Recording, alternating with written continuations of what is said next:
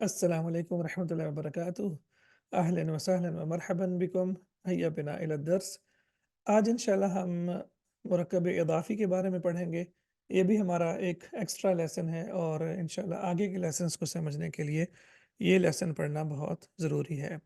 मुरक्कब इज़ाफ़ी जिसे हम पॉसेसिव फ्रेज़ भी कहते हैं।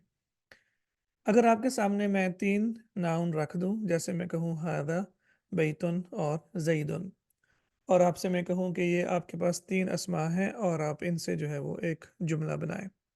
तो आप क्या करेंगे, हाज़ा पहले शुरू में लगाएँगे और फिर उसके बाद आप बैतुन इस्तेमाल करेंगे, तो ये आपका एक जुमला बन जाएगा। और मैं आपसे उम्मीद करता हूँ कि आपको इतना जुमला अब बनाना आ जाना चाहिए, हाज़ा बैतुन। ये आपका एक मुकम्मल जुमला बन गया। लेकिन उसके बाद हमारे पास ज़ैदुन भी मौजूद है। तो अगर आप इस जुमले के साथ यहाँ पे ज़ैदुन भी इस्तेमाल कर देंगे, जैसे आप कहते हैं हाज़ा बैतुन ज़ैदुन, तो ये एक गलत जुमला होगा। आप इस तरह से नहीं कह सकते हाज़ा बैतुन ज़ैदुन, बल्कि हम कहेंगे हाज़ा बैतु ज़ैदिन। तो अगर आप यहाँ पे देखें तो 2 तब्दीलियाँ यहाँ पे आई हैं। पहली तब्दीली आपने ये देखी होगी कि 2 पेश जो थी वो 1 पेश में तब्दील हो गई है, और इसी तरह से ज़ैदुन जिसके ऊपर 2 पेश थी, यहाँ पे ये 2 ज़ेर में तब्दील हो गया है।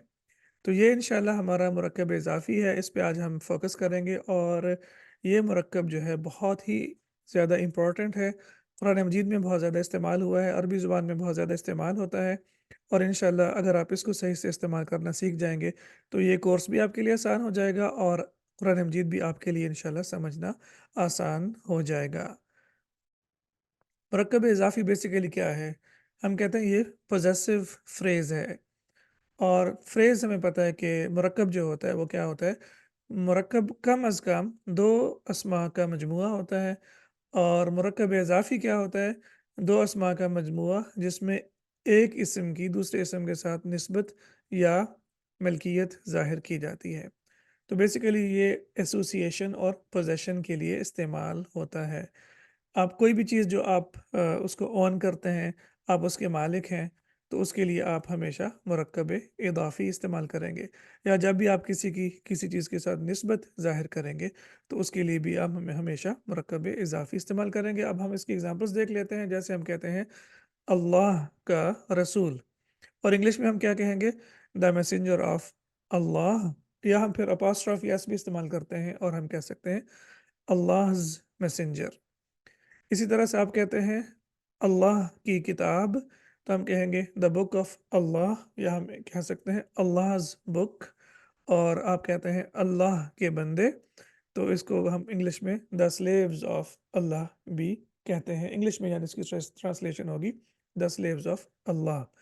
तो हम उर्दू में मुरक्कब इज़ाफ़ी को कैसे पहचानते हैं? तो हम इसको का, की और के से पहचानेंगे। यानी 2 अस्मा इकट्ठे होंगे और 2 अस्मा के दरमियान में आपके पास क्या होगा? का, की या के होगा। अब हमें पता है उर्दू में कि हमने का, की, के कब इस्तेमाल करना है। इंग्लिश में हम क्या इस्तेमाल करते हैं? हमारे पास प्रीपोज़िशन ऑफ है, और हम इसी तरह से अपॉस्ट्रोफ़ी एस भी इस्तेमाल करते हैं पोज़ेशन के लिए। तो आप यहाँ ये भी कह सकते हैं द मैसेंजर ऑफ अल्लाह, और आप अल्लाहज़ मैसेंजर भी कह सकते हैं। तो अल्हम्दुलिल्लाह उर्दू में और इंग्लिश में तो हमें पॉसेसिव फ्रेज़ या मुरक्कब इज़ाफ़ी बनाना आता है। अब हम इसको इंग्लिश अरबिक में भी इंशाल्लाह देख लेते हैं। तो मुरक्कब इज़ाफ़ी बनाने का तरीका ये है कि आपके पास 2 अस्मा होंगे, जैसे बैतुन और ज़ैदुन 2 अस्मा हैं। आपने बस ये स्टेप्स फ़ॉलो करने हैं इंशाल्लाह, और आपके लिए मुरक्कब इज़ाफ़ी बनाना बिल्कुल आसान हो जाएगा। सबसे पहली बात आपने क्या करनी है? जो आपका पहला नाउन होगा आपने उसको हल्का कर देना है। तो 2 पेश से आपने इसको 1 पेश में तब्दील कर देना है, ठीक है? और ये बात याद रखें कि जो पहला इस्म होगा उसके ऊपर 2 पेश, 2 ज़बर और 2 ज़ेर कभी भी नहीं आएगी। उसके बाद जो दूसरा नाउन आपके सामने है ज़ैदुन है, आपने और दूसरी बात ये है यहाँ पे कि आप इसके साथ अल भी इस्तेमाल नहीं कर सकते। फिर उसके बाद दूसरा नाउन आपके पास है ज़ैदिन, तो आपने क्या किया यहाँ से? ज़ैदुन को आपने क्या किया?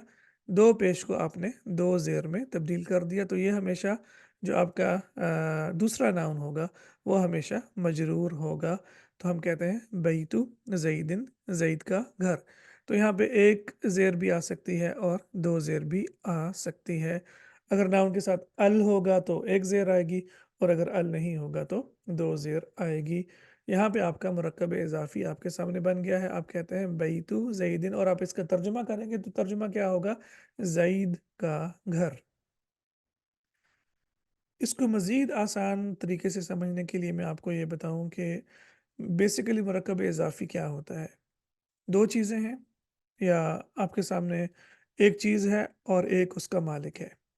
ایک چیز اور ایک اس کا مالک. جیسے گھر چیز ہے اور زید اس کا مالک ہے. اب آپ نے کیا کرنا ہے، جو چیز ہوگی، جو ملکیت ہوگی، آپ نے اس کو پہلے رکھنا ہے اور مالک کو بعد میں رکھنا ہے. کوئی بھی چیز ہوگی، آپ کیا کریں گے، جو ملکیت ہوگی، جو چیز ہوگی، آپ اس کو پہلے رکھیں گے، اور جو اس کا آنر ہوگا، مالک ہوگا، وہ آپ اس کو بعد میں رکھیں گے. جو ملکیت ہوگی اس پہ نہ تو دو پیش، نہ دو زبر، نہ دو زیر آئے گی، نہ ہی اس کے ساتھ ال آئے گا.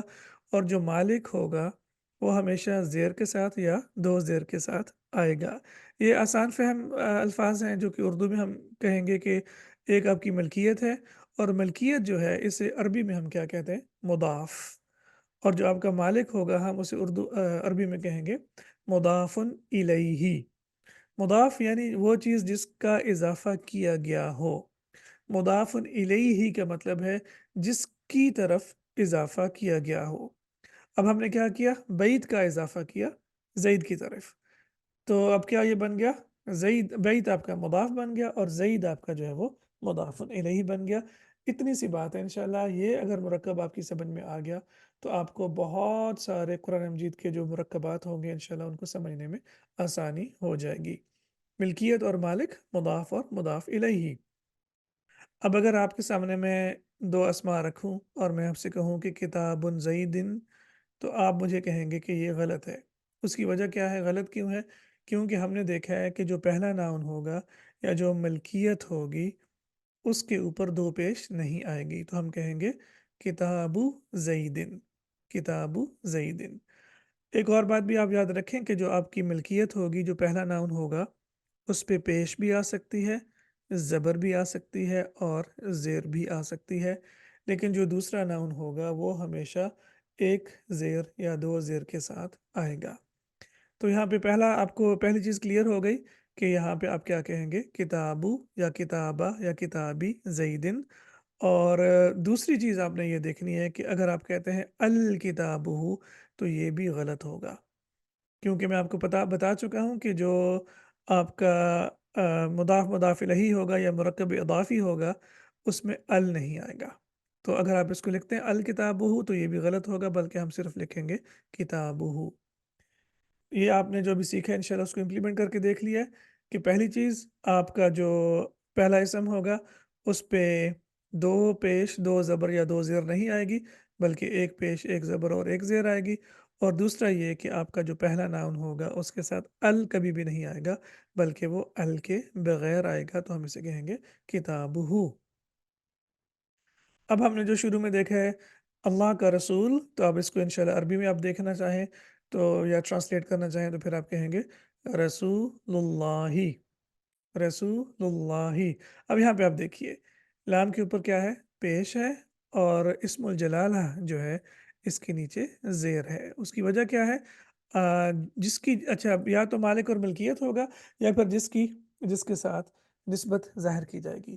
تو یہاں پہ آف کورس رسول اللہ صلی اللہ علیہ وسلم کی اللہ کے ساتھ نسبت ظاہر کی گئی ہے، تو پھر یہاں پہ ہم کہیں گے کہ یہ نسبت کے لیے استعمال ہوا ہے، ملکیت کے لیے استعمال نہیں ہوا. رسول اللہ. پہلا ناؤن ہمیشہ ہلکا ہوگا، یعنی اس پہ دو پیش، دو زبر اور دو زیر نہیں آئے گی، یعنی اس کو ہم کہتے ہیں ہلکا اعراب.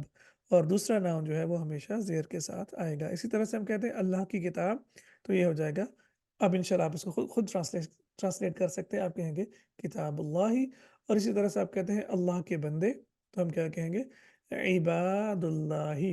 عباد اللہ. یہ عباد اللہ بھی ہو سکتا ہے، عباد اللہ بھی ہو سکتا ہے، اور عباد اللہ بھی ہو سکتا ہے. جیسے کہ میں نے آپ کو بتایا کہ پہلا ناؤن جو ہے اس پہ پیش، زبر اور زیر آ سکتی ہے، لیکن جو دوسرا ناؤن ہوگا وہ ہمیشہ زیر کے ساتھ آئے گا.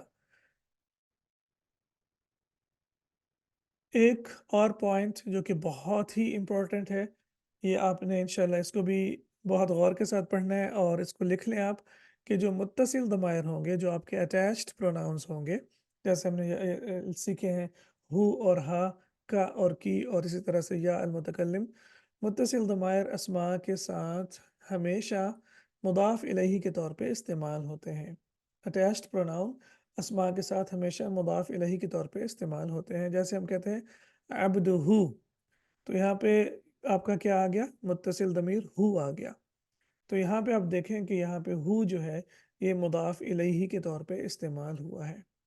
اسی طرح سے آپ کہتے ہیں رسولہ، تو یہاں پہ بھی آپ کا ہو جو ہے یہ مضاف الیہ کے طور پہ استعمال ہوا ہے۔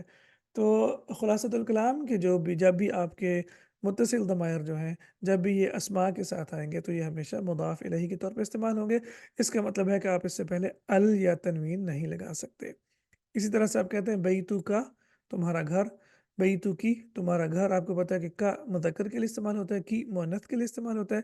اسی طرح سے آپ کہتے ہیں بیتوہا، اس کا گھر، اور بیتوہو یا بیتی میرا گھر، تو بیتوہا جو ہے وہ مؤنث کے لیے استعمال ہوگا، اور بیتی میرا گھر یہ مذکر اور مؤنث دونوں کے لیے استعمال ہوتا ہے۔ اب آپ کا چھوٹا سا ٹیسٹ یہاں پہ لیا جاتا ہے، عربی میں ترجمہ کریں اللہ کا گھر، تو یہ الحمدللہ ہم پہلے کر چکے ہیں، تو آپ کیا کہیں گے؟ بیت اللہ۔ جیسے آپ اگر اس کو جملے میں استعمال کریں، فار ایگزامپل آپ کہتے ہیں ہذا بیت اللہ، یہ اللہ کا گھر ہے۔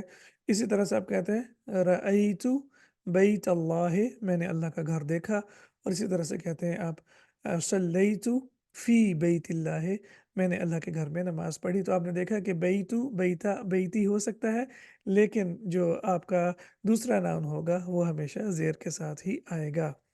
اس کے بعد ہے جمعہ کا دن، تو آپ کیا کہیں گے؟ یوم الجمعتی، یوم الجمعتی، تو آپ یہاں پہ یہ بھی یاد رکھیں کہ یہ جمعہ نہیں ہے بلکہ جمعتی، یوم الجمعتی۔ اسی طرح سے ہے اللہ کی نعمت، تو آپ کہیں گے نعمت اللہ، اور اس کے بعد ہے فجر کی نماز، تو یہ ہوگا صلاۃ الفجری۔ اور اسی طرح سے آپ کہتے ہیں دین کا ستون، تو آپ ستون کے بارے میں پہلے لیسن میں پڑھ چکے ہیں کہ یہ عماد اور عمود دونوں لفظ استعمال ہوتے ہیں، تو آپ کہتے ہیں عمود الدین بھی کہہ سکتے ہیں اور عماد الدین بھی کہہ سکتے ہیں، یہ پیش واو کے ساتھ بھی آتا ہے اور الف کے ساتھ بھی آتا ہے۔ اس کے بعد آپ نے کیا کرنا ہے؟ آپ نے اردو میں ترجمہ کرنا ہے۔ آپ کہتے ہیں استاذی، کیا مطلب ہوگا؟ میرا استاد۔ اور یہاں پہ جو آپ کو پتہ ہے یا المتکلم اور ناؤن آ گئے ہیں، تو اس کا مطلب ہے کہ یہ آپ کی کنسٹرکشن جو ہے یہ مرکب اضافی ہے۔ اسی طرح سے دولتہ، اس کا کیا ترجمہ ہوگا؟ اس کا ملک، دولتہ اس کا ملک۔ یہاں پہ بھی آپ کا اٹیچڈ پروناؤن ہو آ گیا۔ اسی طرح سے ساعتہا، اس کی گھڑی، ایک مؤنث کی گھڑی، تو ہم کہیں گے ساعتہا۔ اس کے بعد ہے انفو کا، اور اس کا ترجمہ ہوگا تمہارا یا آپ کا یا آپ کی ناک کا، جو ہے یہ بھی ہم سیکھ چکے ہیں۔ اور اسی طرح سے آپ کہتے ہیں وجہ کی، تو اس کا ترجمہ ہوگا آپ کا چہرہ یا تمہارا چہرہ۔ تو آپ یا المتکلم، ہو، ہا، کا اور کی کے بارے میں پڑھ چکے ہیں الحمدللہ۔ اب آپ نے جو بھی پہلے لیسنز پڑھے ہیں، لیسن نمبر 1 سے لے کے لیسن نمبر 7 تک، اس کی کافی ساری ریویژن بھی ہو گئی ہے، بہت ساری چیزیں آپ نے اب سیکھ بھی لی ہیں۔ اب ہم نے الحمدللہ مرکب اشاری اور مرکب اضافی سیکھ لیے ہیں۔ اب انشاءاللہ جب آپ لیسن نمبر 8 یعنی اگلا لیسن پڑھیں گے تو آپ کو سمجھنے میں بہت زیادہ آسانی ہوگی۔ انتہا الدرس بعون اللہ تعالی، حفظکم اللہ تعالی، سوف نلتقی فی الدرس التالی۔ السلام علیکم ورحمۃ اللہ وبرکاتہ۔